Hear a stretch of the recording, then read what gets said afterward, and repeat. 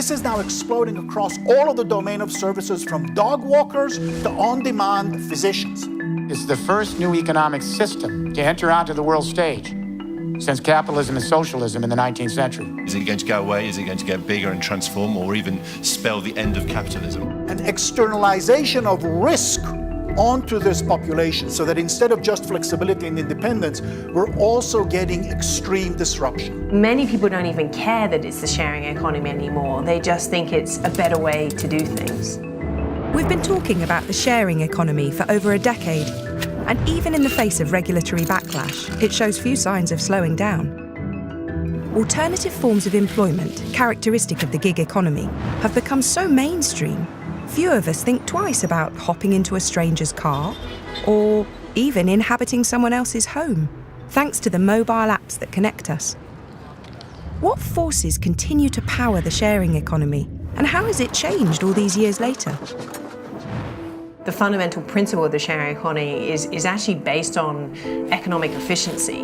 It will allow you to dramatically increase your aggregate efficiency at every step of conversion on your value chain. The idea is that there's all these assets in the world that are underutilized. Think about apartments, think about cars, many other things. Energy, value, people's skills, people's time, money. If you think about a car today, a car is used 5% of the time, 95% of the time, it's not used. And actually, it uses valuable space in our cities because it's parked somewhere. And what technology does is it enables us to unlock the value of those assets and make it liquid through networks and marketplaces. Theoretically today, we would be able to run a city such as New York or Paris or London or Singapore or Turin, a bigger city or a smaller city, with just a fraction of the cars we have today. I really think there's two key enablers about the sharing economy.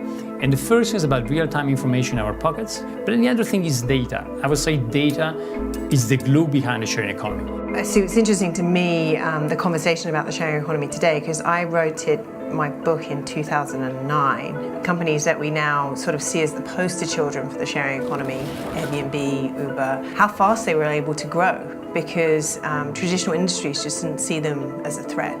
I think one of the things that is different is, have they become too big? In cities around the world, local populations do worry that they have indeed become too big, and in the case of home sharing, have banded together to restrict these activities within their communities. How might regulation protect their interests without stifling innovation?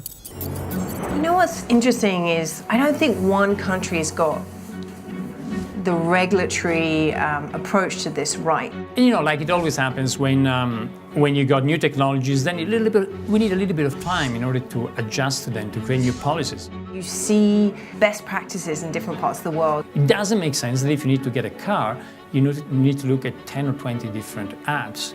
At the same time, we want to make sure that the people pay taxes when they rent their apartments. In the UK, for example, Osborne implemented this new tax law that the first £5,000 that you earned off shared assets, whether that was renting out your driveway, renting out your home, would be subject to a different tax structure.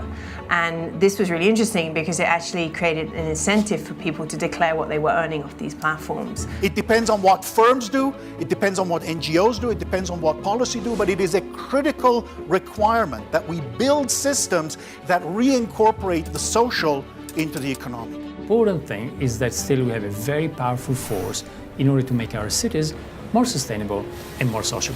But it's still very early days in terms of regulation.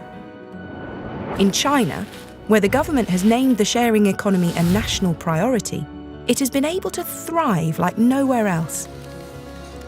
Although some experts warn a correction is on the horizon, in 2016 the Chinese sharing economy reportedly accounted for over $500 billion in transactions. Platforms that have been difficult to crack in other parts of the world, peer-to-peer rental of goods is booming in China. It's partly because there's real problems to solve. To me, China is the biggest potential market for the sharing economy in the world, bigger than the United States for sure. You move through that early adoption phase pretty quickly in China, and then it's a hockey stick growth that we just don't see in other parts of the world. You can share a basketball for 15 cents an hour. Need to charge your phone? There's a power bank share for that. And then came the shared beds, which many called napping pods. I think also in China there is a different relationship between individual ownership and shared access to things. People wanting the benefit of products and services versus needing to own them outright has really gained traction. This more flexible notion of ownership can be observed more widely and certainly beyond Asia. What does this shift in thinking mean for individual ownership? It's not the end of individual ownership. There's many categories of assets where people will not share them because there is not the incentive or there is too much friction to sharing them. Don't get too excited when people tell you you'll be able to have a new app that will allow you to share umbrellas or a drill. There's some things where it doesn't make sense. As much, even if you use it very little, some objects in your home, it still makes sense to own it because their cost is not that much. So goods that you use on a daily basis. There's also many goods where there is still an immense stigma attached to sharing, so clothes for many people. But for other more substantial pieces of urban infrastructure, there we can really make a dent. I think what we're seeing is a shift in attitudes towards what ownership really means and the relationship between ownership and identity. So the concept of sharing economy is not new. We've seen it around for a few years now, but what is happening is that, little by little, is moving into new dimensions. So my parents' generation, what they owned, the car they drove around in, the brands that they wore, was one of the fundamental expressions of their identity and their status. So that becomes another way to show our values and to show status.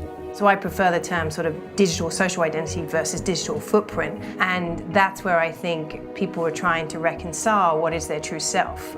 So if you look at the future, we might have a future where we'll be able to be conspicuous, but without physical consumption.